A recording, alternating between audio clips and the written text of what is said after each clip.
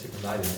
O pessoal que gosta do anel, não tira o mérito quem usa, quem tem, né? Quem usa evento, não usa, não acho que esse aqui é anel de casamento, que é anel de namoro. Aquele preto que usam? O anel de teologia, né? Se for um bacharel, você ganha um anel de teologia, né? Então você pode comprar, na verdade. Tem gente que não tem, já compra, né? Nunca teve um cara de um anelzão desse tamanho assim, para fora, tirar os 2 dedos, assim. Pela televisão, programa de televisão ali, o cara levou um laço, mas levou um laço, eu fiquei com vergonha, cara. Chegou cheio, não sei o que, de mala, levou um laço aqui, então. Mas não estou sendo contra, quem quiser ter e usar, não é bem assim, a gente usa e é bom, se conquistou, é mérito, né? Não é mérito, eu não uso. Mas falando sobre isso, é interessantíssimo participar desse trabalho que está se iniciando agora, tem um trabalho novo, o departamento de casais é algo que vai se iniciar. E é um departamento que, como é o departamento da igreja, precisa que a igreja participe, né? E como é um negócio novo, eu louvo a Deus que as novidades chamaram bastante atenção aqui. A gente viu o discipulado agora esses dias, vimos na Escola Bíblica de Obreiros também, então as coisas novas. E Deus é Deus de coisas novas também, né? O novo de Deus é muito bom. Então participe, vale a pena, eu vou estar sim. Já falei do semana passada, nós temos um micro-regional aqui no sábado, vai ser corrido para nós de manhã aqui. Mas a gente vai estar aqui na sexta-feira à noite, sim, para estar junto com os irmãos. Muito bem, hoje a gente vai começar a história da igreja, que é um dos assuntos que eu mais gosto de falar. Irmãos, olha, a partir de amanhã eu começo a gravar as aulas na plataforma virtual da FAEST, tá?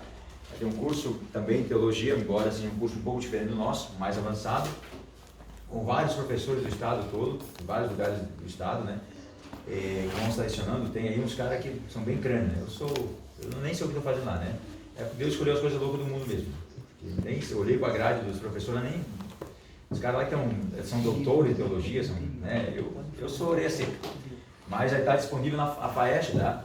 Se todo mundo pergunta o preço, não sei o preço no curso, porque a plataforma que faz o preço a partir do momento que todos os cursos são publicados, então eu começo a gravar amanhã. Eu creio que até sexta eu gravo todas as aulas de história da igreja. Aqui a gente vai passar um nível ainda indo para o superior da história da igreja. A gente não vai passar o que está no livro só, a gente vai bem a fundo o que está no livro, vamos mais para fundo o que está no livro.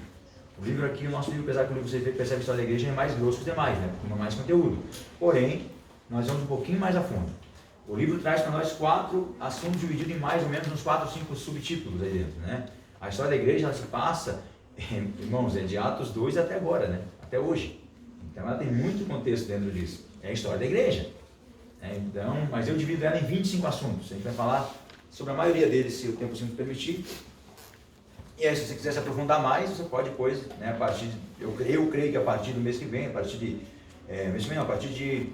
julho, agosto, a partir de agosto eu creio que vai estar disponível já a plataforma virtual da FAEST. Se você procurar hoje, não encontra ainda, né? Não está, é só para quem tem o link, mas a partir de agosto eu creio que vai ter a plataforma virtual da FAEST liberado. Quem quiser fazer o curso pode escrever, vai tomar um valor X para pagar, enfim. Eu ia perguntar se é de graça, mas... De graça nem isso na testa. Mas vai ter lá, você vai poder fazer. Eu não sei quando é que vai ser o curso, tá? Eu creio que é um valor bem tranquilo, né? Porque também não sei porque os professores não estão lá, né? Como eu disse, eu sou orelha seca da turma lá, mas sim, eu nem sei o que estou fazendo lá. Mas eu vou estar lecionando a história da igreja, vou lecionar também, eu creio que soteriologia, são 2 doutrinas que eu pedi para lecionar, que são doutrinas boas. Ainda me ligaram e pediram qual que eu queria lecionar, né? Se antes que alguém peça, já vou direto nessas duas que vamos falar disso. Gente, esse livro de hoje todo mundo já conhece, tá? Indico mais uma vez. História Eclesiástica, isso aqui do ano 263 até 340 depois de Cristo, irmãos, é muito bom. Eusébio de Cesareia, o pai da História Eclesiástica, o que escreveu a História Eclesiástica, o primeiro escritor, o primeiro a comentar a História Eclesiástica como um fato histórico, não bíblico, né? Eusébio de Cesareia, o cara é fantástico. Ele foi bispo de Cesareia, por isso de Cesareia, né? Ele foi bispo de Cesareia, o cara foi perseguido também morreu pela perseguição, mas um cara tremendo, história, irmãos, o cara é fantástico. Você escreve, você vê aqui, ele é fantástico. Não vou nem falar muito, mas eu acho, na minha visão, que se você comprar um desses livros aqui, você precisa ter pelo menos 2 livros, irmãos. Pelo menos 2 livros você precisa ter. Esse aqui. Na minha opinião, esse aqui, porque a teologia não tem que nos conectar à história. Você vai ver que a história está conectada à teologia, a teologia está conectada à história. Mas esse aqui você tem que ter e uma teologia sistemática. Você tendo uma teologia sistemática, você tendo um livro de história da igreja, você está bem gabaritado porque vê.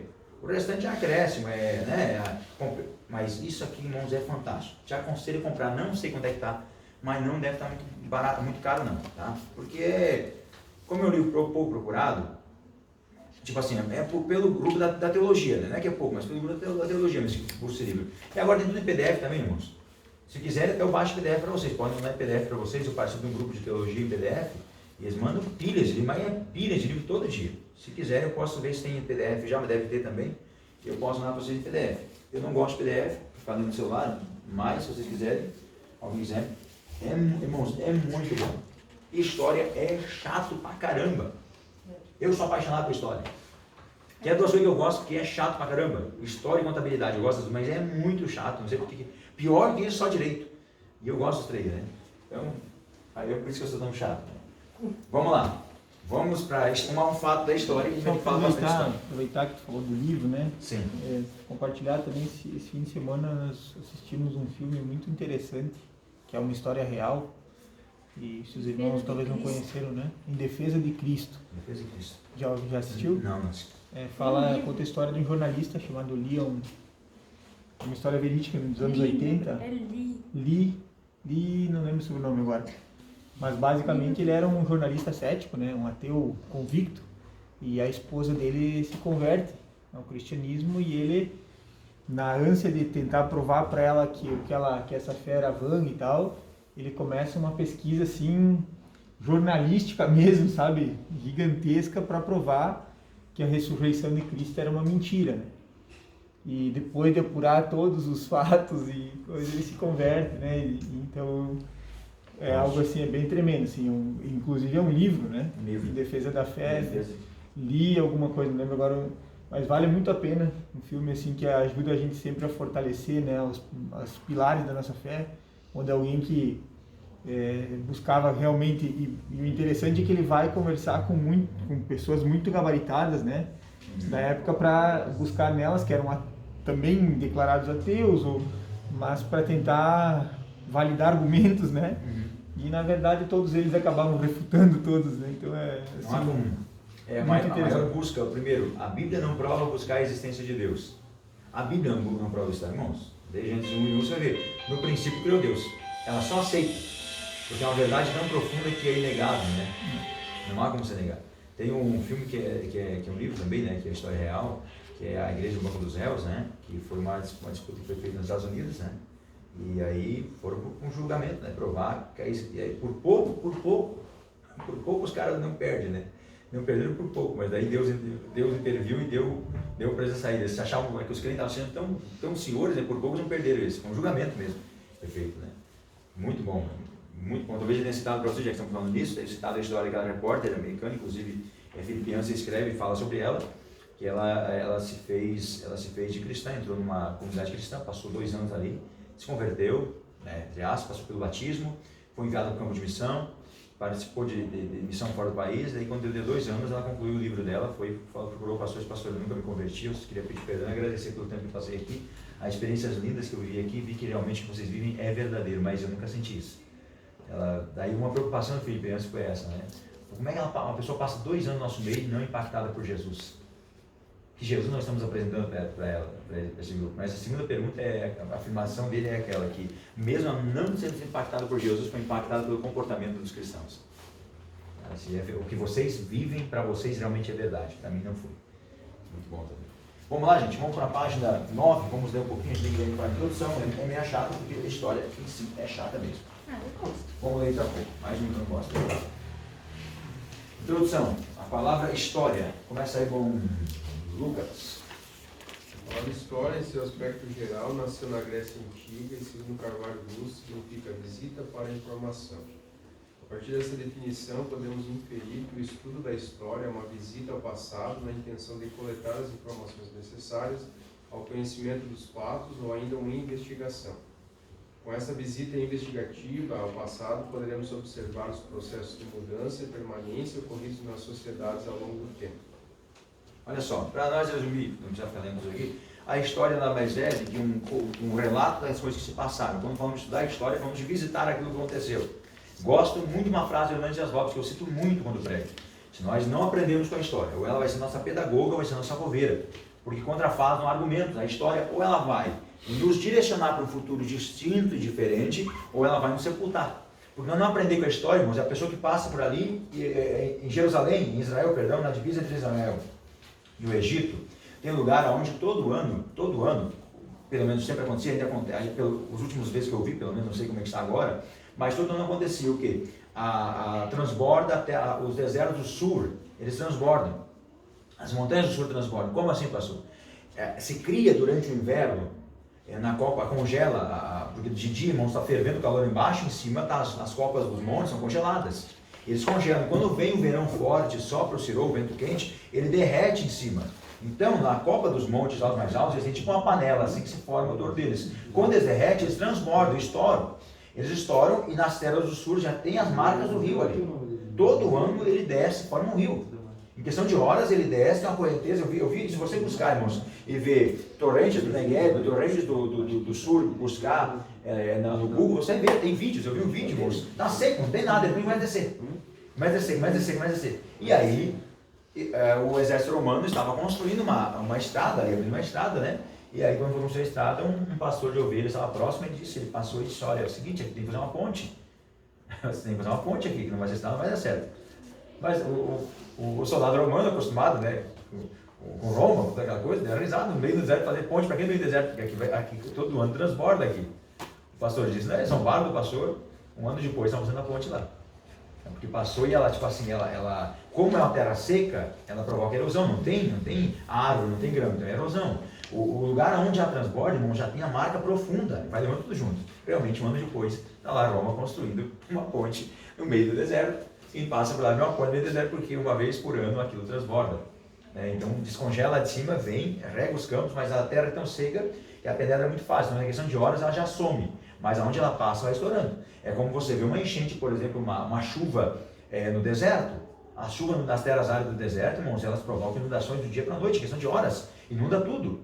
Porque não tem firmeza, o chão é tão seco, a absorção dele não é tão rápida, e quando pega, como não tem nenhuma firmeza, por exemplo, quem tem plantações próximas aos rios, lá na minha terra, por exemplo, fazem isso, eles plantavam eucalipto, uva japão, entrelaçada, para segurar a chuva. O pessoal aprende isso no interior, a gente chamava isso de, fugiu o nome agora, mas era contra a erosão. Acero. Eles faziam plantação de gramas, de capim elefante, como aqui nós plantamos a tiro e colhemos a laço, né?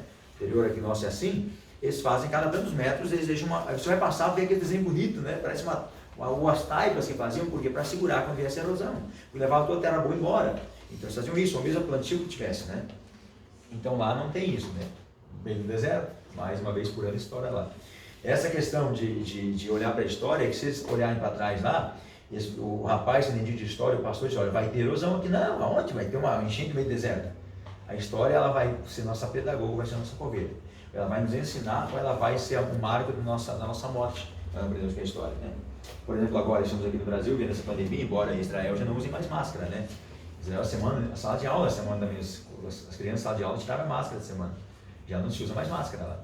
A princípio, até mês passado, foi aberto para todos os lugares públicos, né? Agora essa semana tem um videozinho já, das crianças tirando a máscara, né, em Israel, falando em hebraico, né, tirando a máscara e comemorando dentro da sala de aula. Não se usa mais, né? No Brasil estamos com isso. Eu não sei até quando a gente vai, próximas gerações, as próximas pandemias que vierem, já estaremos mais preparados para momentos como esse. Digo próximo não profetizando. Estou afirmando sim, vai acontecer as próximas, vão ser bem piores, né? As próximas virão, a gente vai estar mais preparado para elas. Se a gente aprender com a história, aprender, a gente vai continuar fazendo carnaval, mesmo a pandemia da história no Brasil, só vai fazer carnaval do mesmo jeito, né? Vamos lá. Periodização, da história ocidental. Vamos lá falando um pouquinho dos períodos da história ocidental, né?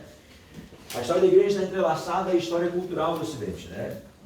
Está dividida em 4 períodos: Idade Antiga, Idade Média, Idade Moderna e Idade Contemporânea. Idade Antiga vai do ano 4000 a.C. até o ano 476 depois de Cristo. Idade Média, 476 depois de Cristo. Aqui, irmãos, não é que tem que ser assim, ó, a partir de hoje, dia tal, acabou a Idade Média. Mas, não, é uma forma de dar um pouco mais de divisão a esse momento. Não quer dizer que tem que ser exatamente esse momento. Na história, irmão, não tem um momento exato. Tem fatos que aconteceram dentro daquele espaço de tempo, tá? Então, a Idade Média, do ano 476 depois de Cristo até 1453 depois de Cristo. A Idade Moderna, de 1453 até 1789, e a Idade Contemporânea, de 1789 até os dias de hoje. É o período que nós apuramos como a Idade Média. O que aconteceu em cada um desses fatos? Olha só. A Idade Antiga inicia com o aparecimento dos primeiros documentos escritos por volta do ano 4000 a.C., até a queda do Império Romano por meio de invasões bárbaras em 476. O que tem a ver isso com a história da igreja? Você vai entender. Esse momento, na queda do Império Romano, em 476, tem muito a ver com a história da igreja. Tem muito a ver com a história da igreja. Porque quando o Império deixa de existir, surge a figura de um homem. Quem é esse homem que une toda o Império Romano da época? O Papa. Ele já existia, mas surge a figura importante. Sem um imperador, surge alguém para unificar o Império. Já não existe mais a figura do Papa. Então, perceba que nós vamos aprender que a história secular está toda entrelaçada com a história da igreja, irmãos. Nada aconteceu. Irmãos, o mundo, ele existe e gira e faz o seu movimento do Sol, o planeta aqui, mas é obedecendo uma ordem divina. Ou seja, a história da igreja está totalmente entrelaçada com a história secular. Idade Média, o período medieval, inicia com a queda do Império Romano e se estende até 1453 com a queda de Constantinopla, com a invasão dos turcos. Olha que coisa interessante. No ano 476, cai o Império do Ocidente, Roma. A gente vai entender isso quando chegar lá, tá? Mas nessa altura haviam dois impérios romanos. O Império do Ocidente, onde se falava o latim, governado com a sede em Roma, onde estava o imperador, e o Império do Oriente, que vai viver mais 1000 anos ainda para frente, que é o Império do Oriente, que era governado em Constantinopla por outro imperador. Haviam dois imperadores. Você vai ouvir falar em triunvirato, né? Foi 3 imperadores. Na época de Constantino tinham 2 imperadores, 2 Césares, né? 4 reis governando o Império. Tudo isso aconteceu. Você vai entender, são muitos fatos históricos. Mas você vai lembrar muito que você ouviu falar na escola. Eu estudei hoje isso daí. Aí, quem está mais presente vai saber mais de nós, né? Depois das cruzadas, né? As cruzadas, vamos falar muito sobre as cruzadas também, vamos falar muito sobre as cruzadas. Constantinopla veja que coisa interessante. Então, Constantinopla, ela continua no poder, ela continua ainda tendo império, mas isso depois, então ainda na Idade Média. E também na Idade Média, é o período em que surgem os feudos. Você lembra do período feudal? Lembra do período feudal? Os feudos, o feudalismo, aquela coisa toda. O feudo, a gente vai falar sobre isso. Nobres. Os nobres, os camponeses e o pessoal do clero. Né? Tudo isso aqui nós vamos falar sobre isso. Por que fala sobre o feudalismo? O feudalismo é onde a igreja mais cresce no período feudal. A igreja é responsável pelo surgimento das nações, irmãos. É essa coisa que eu não consigo aceitar, sabe? Que professores venham questionar a questão da igreja, a importância da igreja. Não é a igreja como cristianismo, não é defender a nossa fé, não é nada de igreja, é uma instituição. É inaceitável isso, porque a igreja que fez surgir os países. Cada feudo da época surgiu a partir de um monastério. O monastério gerou o surgimento de um feudo, que gerou uma cidade, que gerou um estado independente, que gerou uma nação. Assim surgiu Inglaterra, assim surgiu França, tudo surgiu disso. Sabe, é inaceitável isso, né? Que eles neguem a igreja, a importância da igreja, sabe? É inaceitável. Eu digo isso de um professor, alguém que estudou história, é inaceitável isso. Inaceitável. E perguntaram esses dias ainda, né? Perguntaram, eu vi a frase no Face, né? Pergunta para o seu professor de história, quando o muro de Berlim caiu, para que lado que eles correram, né? Se os caras do lado comunista foram para o lado, né? Para que lado eles correram? A Idade Moderna, então, esse período se estende da queda de Constantinopla, em 1553, até a queda da Bastilha, o auge da Revolução Francesa. E a Idade contemporânea, então, inicia na Revolução Francesa até os dias de hoje, ou seja, nós já estamos na Idade Moderna, na Idade Contemporânea, perdão. Vamos lá. Essa primeira parte vem a entender um pouco, irmãos, porque a gente tem que obedecer a gente poder entender um pouco da história. Tem que lidar com o ensaio hoje, irmão, porque no final de semana a gente tem o regional, você tem que ensaiar só, você nem mais hoje para ensaiar. Tem o regional sábado aí, estamos com 150 jovens aqui confirmados, mas a gente vai receber, eu creio que vai passar nos 200 tudo junto. Estamos bem animados quanto a isso. Deus só vão uns 10, 20, 30, já é uma bênção. Vamos lá. Não vou deixar tocar isso. Vamos lá. Página 2, que eu tocar aí. Brincadeira.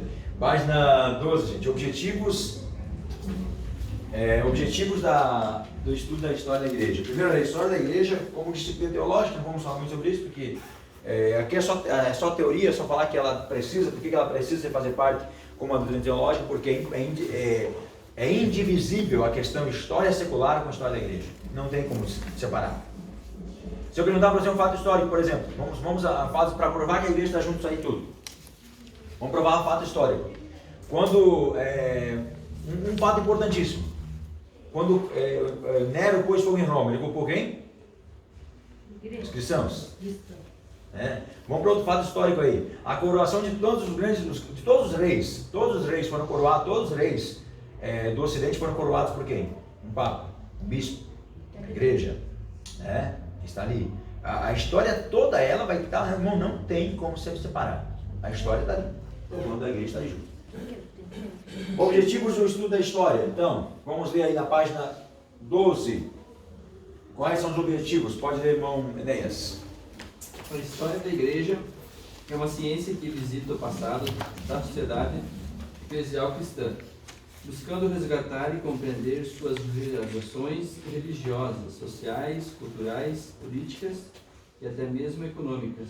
O estudo da história da igreja permite conhecer as motivações e os feitos das transformações pelas quais passaram os cristãos primitivos, investigar as origens da igreja, entender os processos históricos que caracterizam a igreja primitiva, a fim de analisar responsável e reflexivelmente o perfil da igreja neste novo milênio, através de uma análise conscienciosa dos fatos passados, entender o presente e apontar as perspectivas de transformações para o futuro. Até aí. A questão de objetivos é porque nós temos que olhar para o passado, que eu falei antes. Por que estudamos a história? Para conhecer o passado e compreender o futuro. Primeira coisa, irmãos, texto fora de contexto gera pretexto, heresia, falo disso sempre. Então, para mim conhecer a história, o futuro, eu preciso olhar para o passado de onde eu estou saindo. É como você preparar uma mensagem, pegar um texto aleatório e querer pregar sobre ele sem saber o que está falando, né? Eu já vi isso acontecer, né? Aí está lá em Jesus e Genésio, e tá, não sabe mais se é Jesus ou Genésio, porque ele não sabe onde que saiu. Se eu não sei de onde eu saio, como é que eu querer saber onde é que eu vou chegar? Não tem lógica, né? Então, por que é importante estudar a história? Para a gente saber de onde a gente veio, para onde iremos. Aquela questão de que a gente veio da explosão do Big Bang e viemos lá do macaco, né? Interessante que até hoje não parou, a evolução parou lá e não vem mais, né? Mas enfim, não sabe aquela coisa toda. Para a gente provar isso, para a gente defender essa tese, tem que saber de onde a gente veio, como é que se deu essa evolução. Tem que conhecer o processo para defender essa tese. Como é que vai saber para defender a fé nossa, de onde veio? Como passou? Nós caímos daí no avião, numa hora na igreja, ela passou, ela está lá desde o princípio. Há um processo, a igreja faz parte de um processo, não de evolução, de crescimento. De crescimento. Né? As fontes históricas, os fatos históricos, perdão, aqui, a questão dos fatos históricos e sociais da história eclesiástica. É o que? É estudar os fatos históricos, página 14, os fatos históricos e sociais que caracterizam a marcha da igreja cristã. Os historiadores levam em conta o que se segue. O que aconteceu? Um fato. Página 14, né? Onde aconteceu? Localização do fato, espaço geográfico. Primeiro, o que aconteceu? Aonde se deu? A morte de Jesus. Onde foi? Jerusalém. Né? Quando aconteceu? Que ano foi a morte de Jesus? Eles moram com quantos anos? Quantos anos? 33. Irmãos, é interessantíssimo aqui como é que a gente conta essa data do ano 33. O ano do nascimento é o ano Domini, é o ano do dominador, né? O ano do nascimento de Cristo. E ele é marcado pela data de um grego, de um romano, chamado Exíguos. Ele cria o primeiro calendário a partir desse momento, só que ele marca, como é que ele escolhe para marcar o calendário gregoriano? Ele começa a marcar a partir da coroação de Rômulo e Remo, só que ele tem 4 anos depois. Eu sei que eu não tenho agora bem declarado como é que é, mas eu tenho ainda olhei a semana, que eu não estava lá em casa, é exatamente a data que ele começa a marcar. Então, há alguns dizem que há 4 anos de diferença para trás ou para frente. Então a gente não tem como afirmar claramente que é isso, mas ele começa a marcar a partir Exíguos, eu não sei se é o primeiro nome dele, alguma coisa Exíguos, o segundo nome, que é o que criou o nosso calendário, né? Então tem como marca a coroação, porque naquele dia teve ele conta que foi a partir da coroação de Rômulo, e aí, na coroação de Rômulo, naquele dia teve um eclipse. E aí, segundo os historiadores, esse eclipse foi 4 anos antes, aí tem quem disse que foi 4 anos depois, enfim, daí não tem uma marca legal. Aí é por aí também que não pode definir exatamente que nós estamos, sabemos hoje pelo calendário dele, que estamos neste ano. Se ninguém errou na contagem antes, nós estamos neste ano. Né? Mas é a partir do que ele contou. A ideia é que você tem que, porque veja bem, Jesus nasceu hoje, beleza, então José começou a marcar, a partir de hoje começa no zero. Entendeu? Porque aí o cristianismo vai ter o seu apogeu depois da igreja, não existe. O nascimento de Jesus é mais um judeu nascido no Império Romano. Entende? Não tem uma coisa, não tem mais uma coisa, claro que há um registro não tem erro, porque Jesus nasce durante o momento que eles estão fazendo o censo, ou seja, Jesus nasce naquele período, logo Jesus é registrado. Então é naquele censo, pelo censo dá para se contabilizar, entende? E aí o censo é quando, a Bíblia diz quando era um governante, que era o governante da Síria, né? Ele fala bem claro, porque Jerusalém está submisso a uma província da Síria. A Síria era uma província romana, mas Jerusalém está sujeito à Síria naquele período, né? É Sirênio, se não me falha a memória, que é o governador desse momento ali. Mas, segundo esses dados, levantam que estão no ano 33. Então, no ano 33, acontece isso, né? A morte de Jesus. Quando aconteceu, determinado tempo, a data, eras, idade, milênios, como aconteceu? Quais foram as circunstâncias? Por que aconteceu? Causa e motivo, fato. E consequência trouxe. E são os fatos históricos. E as fontes históricas. Da onde é que tirou a informação, irmão? Onde é que a gente tira tanta informação? Eu te confesso que eu não sei como é que eles acham tanta coisa, irmão. Não sei como é que nós não encontramos tantas coisas antes. Eu digo nós, a humanidade não encontrou provas tão palpáveis antes. Claro que hoje em dia o pessoal está cheio de tecnologia, né? Mas fontes históricas. Por exemplo, o que sempre foi? Utensílios, pinturas, túmulos, monumentos, templos, palácios, esculturas, cerâmicas e destroços de habitações. Ou seja, o que algo sempre foi usado. Como é que a história foi escrita? A história foi escrita a partir de descobertas arqueológicas. Lá onde eu venho para o Tico tem uma, não sei se ainda tem hoje, né? Mas tinha. Interessante, nunca fizeram um negócio, né, de ir lá e fazer um tombamento para aquele negócio, uma descoberta histórica. Tem lá na terra de um amigo meu, tinha pelo menos uma pequena gruta com desenhos feitos desenhado a tinta, em desenho de animais, de coisas assim, isso aí não sei de quantos anos atrás. Sei que a escola foi visitar umas 2 ou 3 vezes lá. Nem se fala, nunca ouvi falar isso aí, né, que tem concorde negócio aí. Isso era anterior. Falaram que era de índios, ou falaram que era de tempos mais antigos. Nunca se fez uma pesquisa, fez um negócio de visitação, né? Levar ao colégio lá conhecer. Então, mas é a partir disso que a história é escrita. Bar do Tigre. Bar do Tigre, lá na terra. Tem o tigre lá. Já tinha tigre, todo mundo que tinha tigre, mas agora como é que tem um tigre na nossa região, né? Mas enfim, né? Mas enfim. Se bem que agora não vou dizer nada, e minha sogra tinha um escorpião semana na casa dela, né? E ainda bem que não picou minha sogra, né? Se picasse, o bichinho tinha morrido, né? Não ficou, né? Aqui, minha sogra é uma benção, né? Não. Achou mesmo escorpião, irmão, e bem pequenininho, lá pequeno e venenoso né? Escorpião só dá em cemitério, né? Mas, não sei, mas foi parar um escorpião lá. Não, mas tem sido bastante. Tem bastante. Na nossa região agora tem, não é? Ixi, tem parecido muito. Tem madeira, serras. Bom, eu moro na cidade, né? Eles gostam Bem muito, longe do cemitério, né? Gostam muito de sapato também. Cuidado, né? Sapato. Cuidado, gente. Pô, a chinela já quer frio, sai com o chinelo aí. Vai botar aquela bota que tu deixou fora uma semana. Aí também. Aí tem aranha, cobra, né? De morango já. Mas na porta, eu posso entrar, não? Aí depende do chulé do cara. Não, depende, né? Eu disse semana ela tá abrindo no micro-regional sábado. A gente tinha um sapato com chulé que se tivesse vampiro, cai morto. 2 vezes já é morto, né? Cai de novo. Fontes escritas, inscrições em pedras, moedas, metais, textos, papiro, tudo isso é fonte histórica, fonte descoberta, né? Fontes orais, aquilo que é passado, né? Canto, histórias, aquilo que é passado de geração em geração. Né? Nós temos isso, né? Tem história lá, né? Que nunca, irmãos, o legal da história é que ela sempre é acrescentada, né? A primeira vez que é contada é uma forma, a 10ª vez que é contada já tem um monte de coisa que não tinha no começo. Mas, as fases históricas também são montadas a partir de história. Ciências auxiliares na área de construção da história eclesiástica, né? Geografia, cronologia, arqueologia, muito bom. Paleografia, epigrafia, herádica, estudo, deixa eu ver isso aqui, estudo, símbolos, bandeiras, armas e brasões, muito legal. Tem uma Bíblia, que é a Bíblia arqueológica, que é muito bom com todas as descobertas arqueológicas. Muito boa essa Bíblia, gente, muito boa, tem todas as descobertas arqueológicas. sigilografia, estudo de selos, lacres, formas de autenticar documentos e numismática. Olha só. Estuda as moedas e medalhas antigas. Tem um pessoal que tem moeda antiga aí que vale uma fortuna. As moedas e medalhas antigas fornecem fontes, dados e fatos e ajudam no estudo da história. Interessante é que, se você não sabia, né? Se você tiver nota de R$1 aí, tá valendo bastante na internet, hein? A última cotação estava valendo quase R$200 uma nota de R$1, né? Tem nota de réis e cruzados. Mas se tiver mais essa nota de R$1, você estava valendo dinheiro. Quase R$200. A Tu, última cotação está valendo 175. tu paga R$4 numa nota de R$1. Enfim, hipocrisia. Não, pagar 200 é hipocrisia. Mas pagar eu tô vendendo. Tem duas de casa guardada.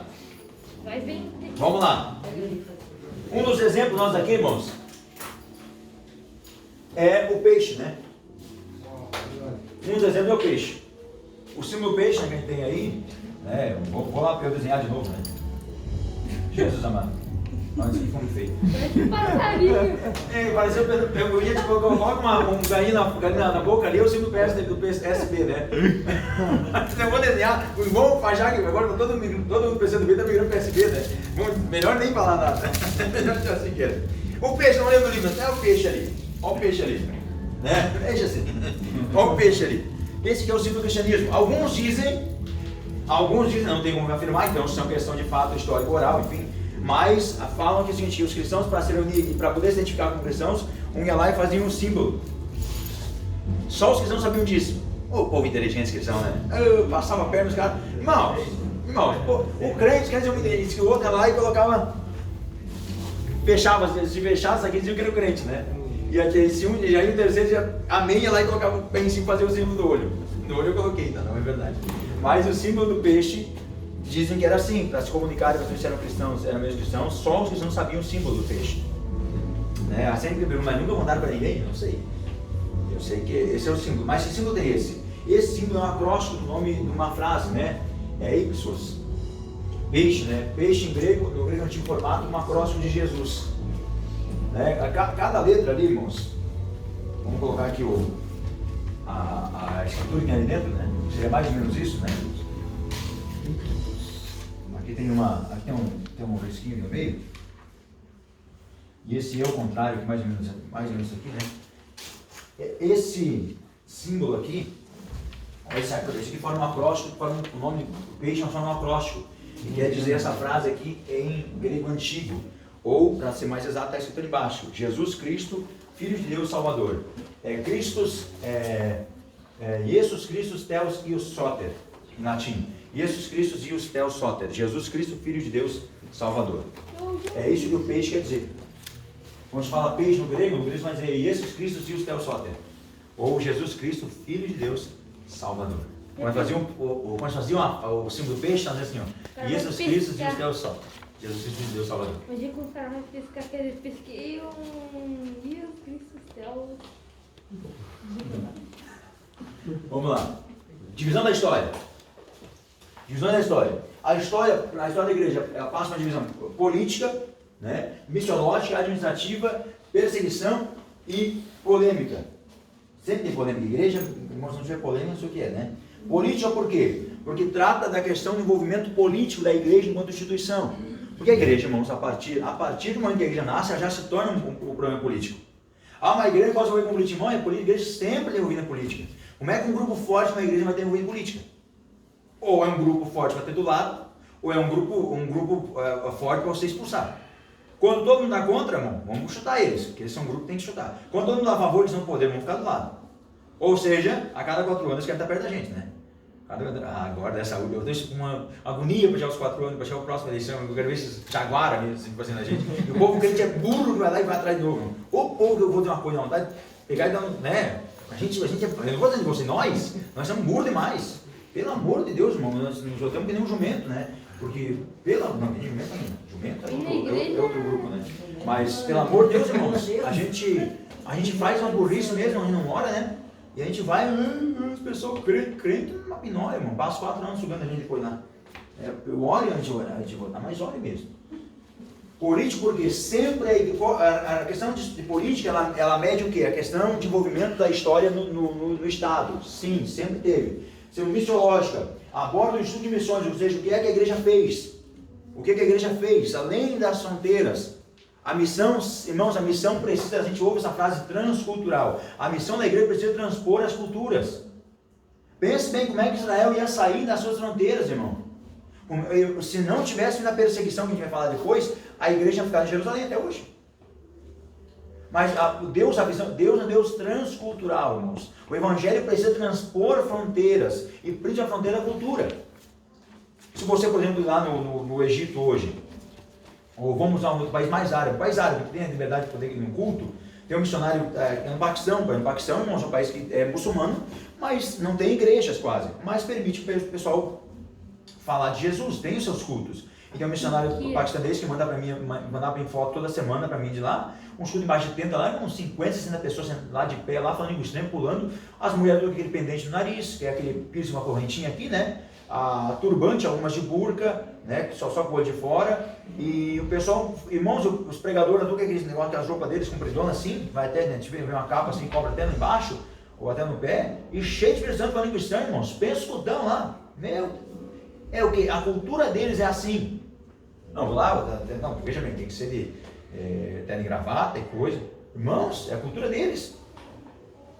Tipo assim, essa questão é uma visão que Daniel Berg teve, por exemplo, no Brasil, o missionário Daniel Berg teve no Brasil. Vou fazer o quê? O Gunnar ficou lá em Belém do Pará com a igreja, depois veio para o Rio de Janeiro, né, formou ali a igreja, hoje é Madureira, né? E o Daniel Berg foi para o interior do Amazonas. Foi para o interior, irmão, desbravou o Amazonas, para o Evangelho. Os índios, os ribeirinhos. É questão de não entender que a nossa cultura não pode ser barreira para o Evangelho. A nossa cultura, o Evangelho está acima da nossa forma de pensar e acima da nossa visão. O Evangelho é transcultural. E essa questão, a missiológica é essa. A igreja tem que entender que o Evangelho não foi feito para a concórdia, o nosso parente. O Evangelho foi feito para o mundo. Através de nós, vai para o mundo. Administrativo. O aspecto administrativo, o estudo do desenvolvimento litúrgico e as formas de governo eclesiástico. Como é que deu a igreja? Como é que a igreja era governada? A gente vai falar muito sobre isso no primeiro momento. A igreja é governada por Cristo, ok? Porque Jesus já vem, já estava. Agora Jesus fala de paternidade, deixa os apóstolos, beleza. Depois dos apóstolos, os pais da igreja. Depois dos pais da igreja, como é que isso foi se dando? Criaram-se os bispos, aí depois veio o papado, e já se torna já é um desvio, depois um desvio total, né? Bonifácio II, quando foi chamado para ser papa, né? Bonifácio II, ele disse, não, o primeiro papa era para ser Bonifácio II. Ele foi chamado para ser papa, ele disse, não, me recuso. Isso é um crime, é um pecado contra Deus, alguém ocupar o lugar como sumo bispo da igreja. Essa posição somente pertence a Cristo. Ele rejeitou, mas o sucessor dele disse, não, eu aceito, está de boa. Está de boa, ele se tornou o primeiro bispo. Né? O primeiro rejeitou, o segundo pegou e foi. O primeiro papa, né, consagrado. Né? Outro já queria... Outro queria ser cristão, e um outro não. Isso é um pecado. Alguém ocupar essa posição. Mas a gente vai falar muito sobre isso, tem muito fato interessante. O primeiro Papa é ordenado por um árabe, por um muçulmano, por alguém que não pertencia ao Ocidente. Né? O primeiro Papa, quem ordena é um rei, que não é o rei imperador Focas, que não era imperador do Ocidente, né? Que nem sei se tinha uma ligação com Cristo, né? Ele fez aqui para cortar a relação com o pessoal lá. São política, né? Aí vem as perseguições, que vão durar 250 anos de perseguição, ele fala muito sobre perseguições, e por último, as polêmicas, que referem-se às lutas para combater as heresias, ele fala muito sobre isso, vamos falar sobre os ebionitas, vamos falar sobre o pessoal que veio quebrando em cima da igreja no começo, com uma série de heresias, vamos falar sobre Ário, que foi um padre que levou muita confusão. Eu falei esses dias aqui sobre o pessoal que quebrava, você tirava a cadeira nos concílios, vamos falar sobre o concílio, irmão. Cadeirada, mesa, você tirava, o que tivesse na cima, você tirava. Beleza? Tudo bispo, né? Depois vamos pregar, depois vamos participar da Santa Ceia. Vamos lá. Agora a gente começa na parte de história que eu gosto. Página 18. Página 18. A história da igreja antiga. Vamos ler a introdução ali, onde paramos? Irmão Antônio, para nós ali.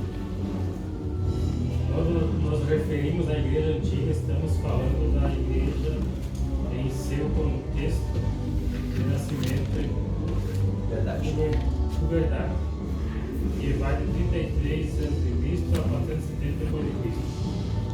então uma igreja que enfrentará seus primeiros desafios embrionários, mas que ao mesmo tempo experimentará o milagre de nascer e crescer. A história da igreja antiga é um capítulo da história da igreja que mesmo marcado por perseguições e cismas, nos fascina, pois é aqui que são lançados os alicerces sobre as quais é construída a identidade da igreja. Olha que coisa linda, né, irmãos? Então entendeu o seguinte, a igreja ela vem a florescer, ela desabrocha em Atos 2, mas se vai marcar isso com você. A igreja não nasce em Atos 2, irmão. A igreja não nasce em Atos 2, a igreja aflora, ela vem a ser notada em Atos 2. A igreja sempre existiu no eterno propósito do Pai. Irmãos, eu estava pregando ontem ainda, e isso veio um texto que eu citei, é tão difícil a gente não lembrar das coisas, irmãos. O Antônio estava lá, se lembrar, e que eu falo que ele nos formou antes, né? Ainda antes da fundação do mundo, né? Ou seja, antes da fundação do mundo a igreja já existia. Porque quando Deus se refere aos seus, Deus se refere não à humanidade, a humanidade não é de Deus. Como assim? Não. O mundo jaz no maligno.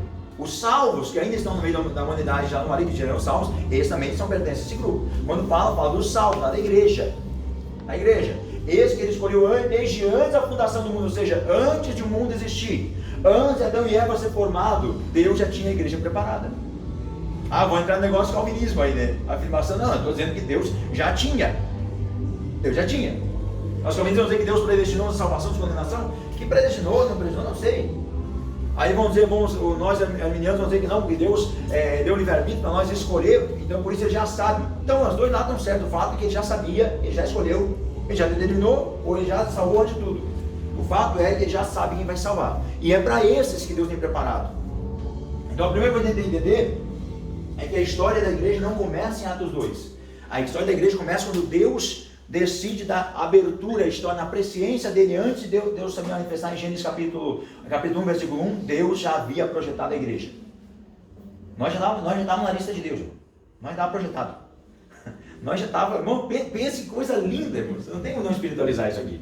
Pense que coisa linda, nós já estávamos lá antes. Porque antes que houvesse tudo, eu sou. Antes que houvesse tudo, eu sou. O que eu sou? Falar o nome eu sou um dos nomes de Deus, quer dizer, aquele que subsiste por si mesmo. Ou seja, aquele que não depende de ninguém para ser quem é. Eu sou porque eu sou, não depende de vocês para ser. Porque antes que houvesse tudo que existe, vocês estão dando, vocês olham para tudo, meu Deus, quanta coisa linda. Eu estava lá agora em Bombiço, naquela praia, uma das praias mais lindas do estado, né, irmãos? É lindo demais esse barco lá estacionado, eu disse estacionado, né? Corado, né? O pessoal tinha corado, né? Eu disse, a gente só dentro de carro, que é estacionado lá no Milagre, né? E aquela coisa linda, irmão, que coisa, fiquei numa pousada, irmão, tem coisa que o Evangelho nos dá, é coisa que o Evangelho nos dá, né?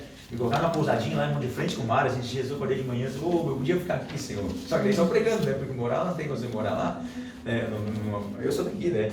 Mas eu li esses dias, por isso que o Evangelho nos dá as coisas, né, irmãos? Que a gente não é merecedor, mas o Evangelho nos dá isso, nos proporciona isso. Eu vendo aquela beleza, coisa linda, tirando fotos daquelas pedras, coisa linda de Deus, né? E tudo isso, vem que coisa de Deus, a criação de Deus olha para nós e vocês olha, se maravilham tudo isso aqui.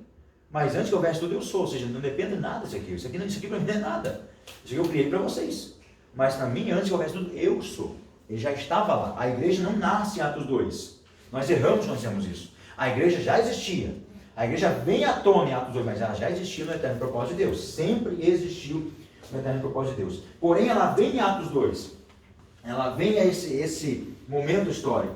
E esse período, ela vem nesse primeiro período, o período apostólico, o período após a ressurreição de Cristo. Ele morre, ressuscita, ele sobe aos céus e a Bíblia diz que ele deu ordem aos apóstolos. Esse período vai do ano 30, mais ou menos, ali eu estou dizendo por quê? O ano 30 pela lógica seria o ano 33. Mas devido à questão de fato histórico, né? Que não há como comprovar se foi antes ou depois, do ano 30 ao ano 100 depois de Cristo, é o período apostólico, o período em que os apóstolos governam a igreja. Este momento é o momento que os apóstolos lideram a igreja. Ou seja, eles põem em prática o discipulado que eles aprenderam de 3 anos com Jesus. Agora chegou a hora de pôr em prática. Eu fiz até agora é a vez de vocês. Eles põem em prática. Esse momento histórico aqui é marcado por muita perseguição, mas por um crescimento gigantesco na igreja. É a hora que... Quando é que mais nós vimos, irmãos? Em que outro momento da história a gente vai ver 5 mil almas convertidas, 3 mil almas convertidas numa pregação?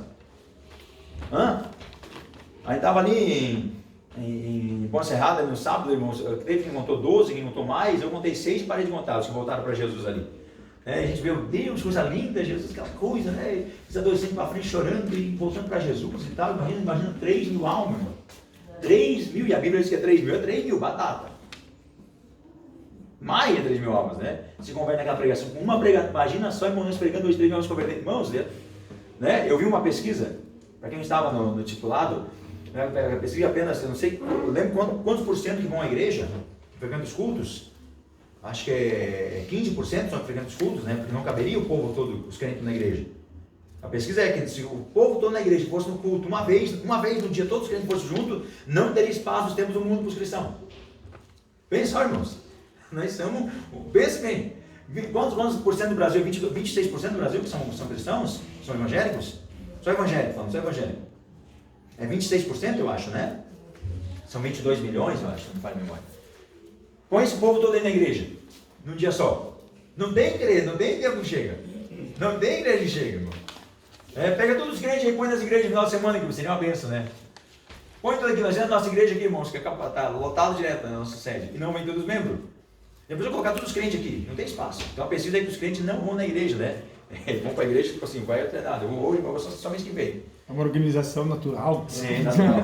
Naturalmente quero ir em casa mais uma vez. Hoje eu nasci, tem que ir, tem que nascer, veja bem. Eu não estou aqui, mas estou na igreja todo final de semana, irmão. Sábado, domingo, sexta, estou na igreja direto. 31%. Quanto? 31%. 31%. Veja bem, irmão. É muito pouco. Vê quanto povo está fora da igreja, que não vai nos cultos, né? Eu estou dizendo assim, claro, que não foi no culto, não teve nada, né? Aquela coisa. Se você vier no culto terça vez, eu ia um grupo, né?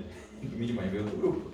Eu estava na igreja que eu trabalhei 5 anos, eu sabia certinho o grupo que ia na terça, domingo de manhã e domingo de noite.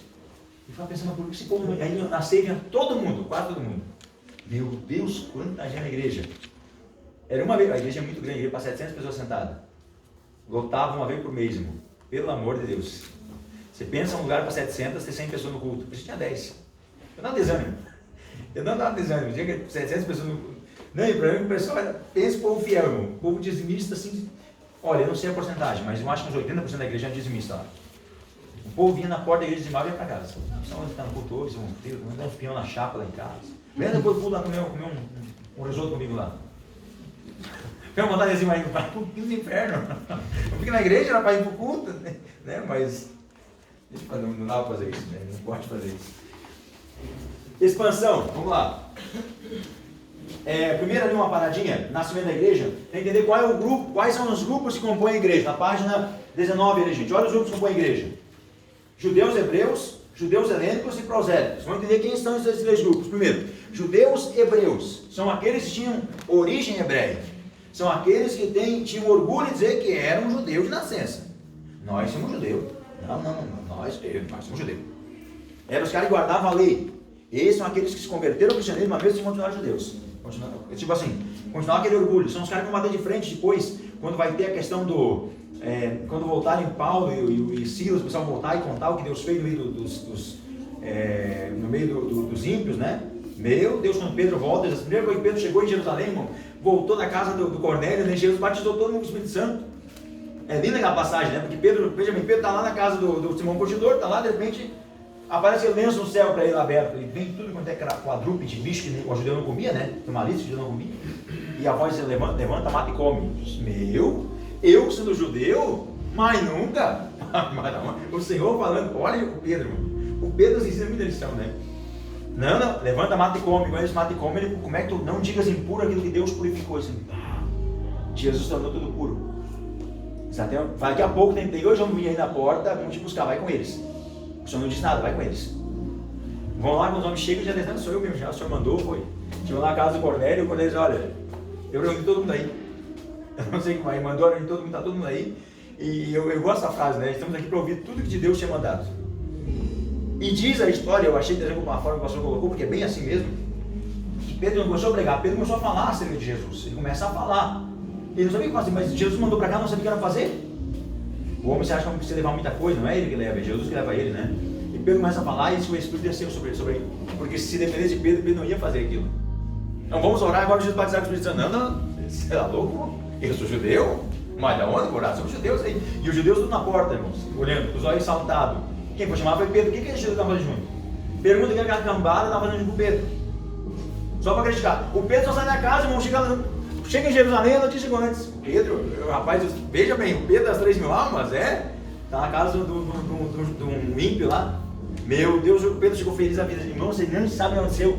Meu Deus, nós chegamos lá na casa do Cornélio. Chega na casa do ímpio, comeste com ele. Rapaz, Jesus vai ter o Espírito Santo lá, homem. Comeste com ele, rapaz. Tu não sabe que tu é judeu? Quando a lei e os costumes são maiores que a fé, irmãos, pode ficar ruim.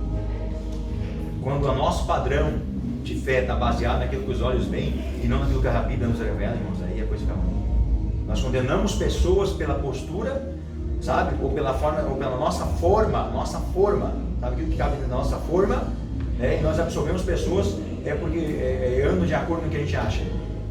E às vezes a conduta de um está totalmente errada diante de Deus e a outra totalmente certa. A gente absorve pessoas, irmãos, e condena outras. Não temos nem poder de absorver, nem de condenar. Temos que ir para servir. Para servir Jesus, servir a Ele, sabe? E servir é tão bom, irmão. Quando você serve, aquele que não vive para servir, não serve para viver, né? Então, outros, judeus helenistas, eram judeus que estavam vivendo no mundo helênico. Alexandria era a capital do mundo helênico. Helênico, o pessoal que falava o grego, né? Pela questão do Império Grego. Então, ter se difundido ainda antes do Império Romano, então, logo eram judeus helênicos, judeus que falavam, que tinham perdido um pouco da cultura hebraica, tinham perdido um pouco da questão da linguagem, já falavam grego, tinham perdido um pouco da questão do costume com o templo, mas eram judeus ainda.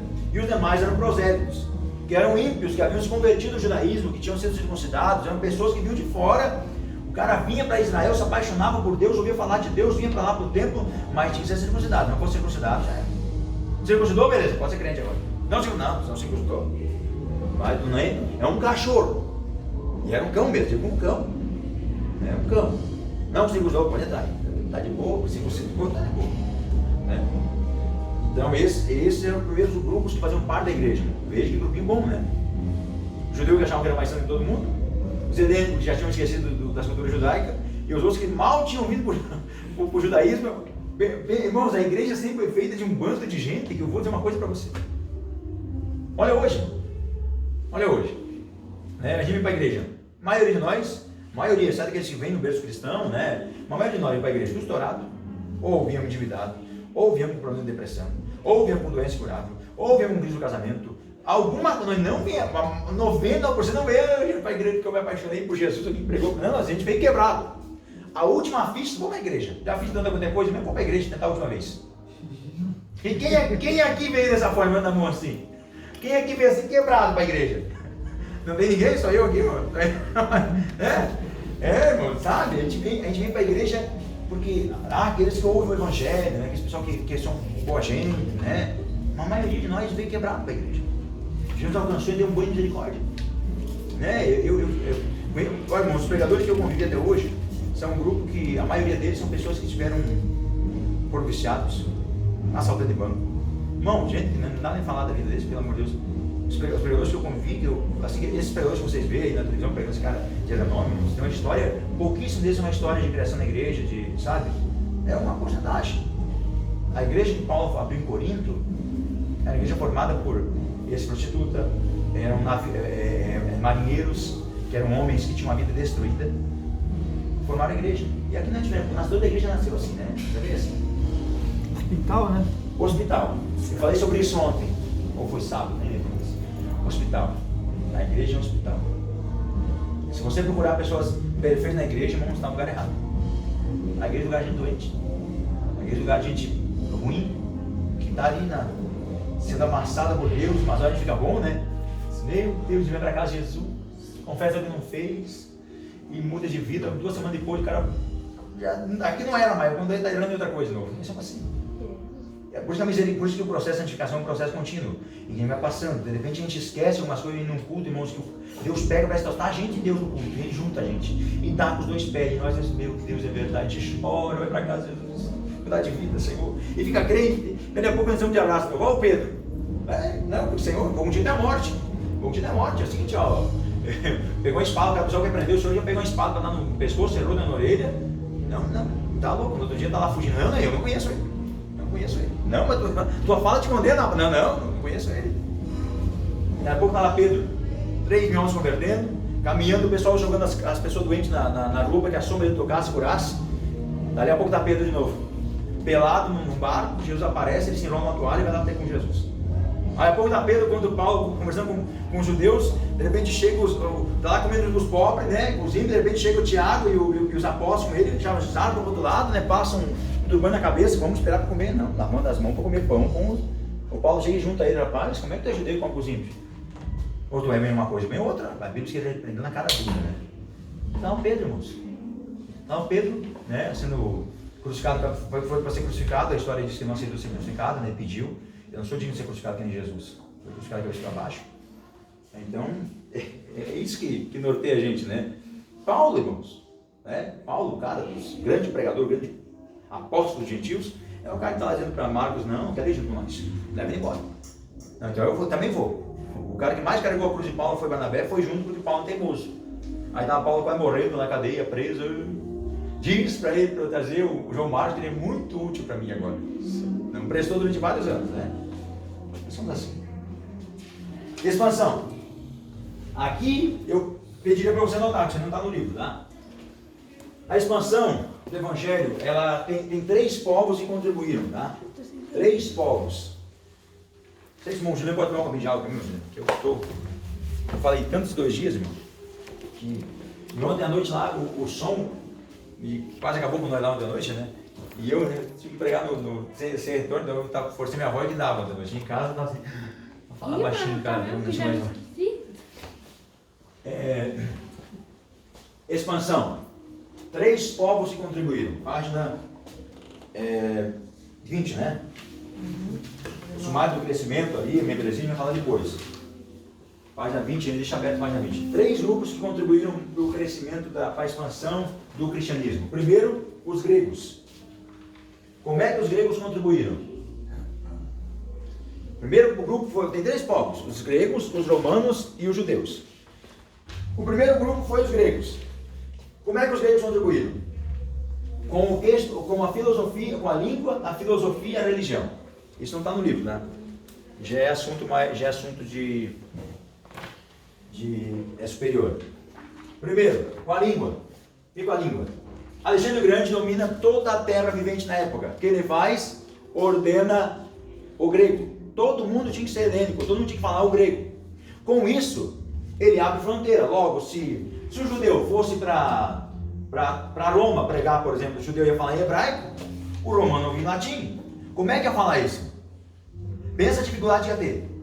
Hoje eu fui para no Uruguai, por exemplo, lá no Uruguai, eu não sei falar espanhol, dou um pau para falar português, né, irmão? Mal escasso, obrigado, Juliano. Mal escasso português, mas lá no espanhol, lá o cara tem que traduzir para mim. Eu prego às vezes aqui para os haitianos, geralmente casamento, Santa Ceia, e alguém vai interpretando, alguém vai traduzindo. Eu prego aqui, não delay, né?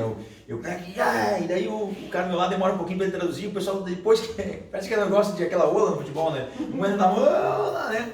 O pessoal recebe com 2 minutos de atraso, né? O pessoal recebe a mensagem, ou então já estou começando de novo, eles estão recebendo, né? A palavra, né? São pentecostal, mas são bom demais de pregar para eles, pentecostal.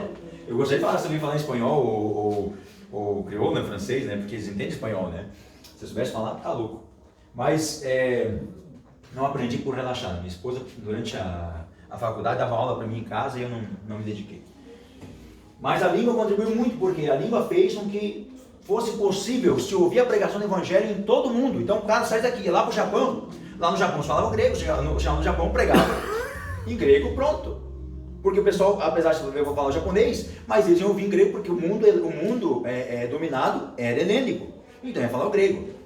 Segundo, eles contribuíram com a filosofia. Falar de grego, vão lembrar do quê? Sócrates, Aristóteles, Platão, os grandes filósofos de renome são de lá. E eles trouxeram o quê? A filosofia trouxe o questionamento. Sócrates dizia o seguinte: não há uma verdade, não existe somente uma verdade fundamental para tudo. Para tudo tem que ter um porquê, tem que ter uma explicação. Não há uma verdade, como é que dizia? Que não é que é uma verdade absoluta, que não há uma pergunta sem resposta, sempre é uma verdade, sempre é um porquê. Então ele ensinava o quê? Questionamento. A filosofia trouxe a questão de questionamento, tinha que questionar, por que é criado esse mundo, é criado assim? Porque porque Zeus criou assim, porque foi feito dessa forma. Não, é por quê? Mas por quê? Ia perguntando por quê, aquela coisa de criança. Por quê? Por quê? Por quê? Por quê? E o questionamento dos filósofos começou a atrair a atenção, por isso que Sócrates foi morto, né? Na verdade, nós sabemos que Sócrates não foi morto, porque nunca existiu, né? Na verdade, a morte dele foi uma forma de tentar barrar o que Platão escrevia, né? Porque Platão aqui criou esse pseudônimo, né?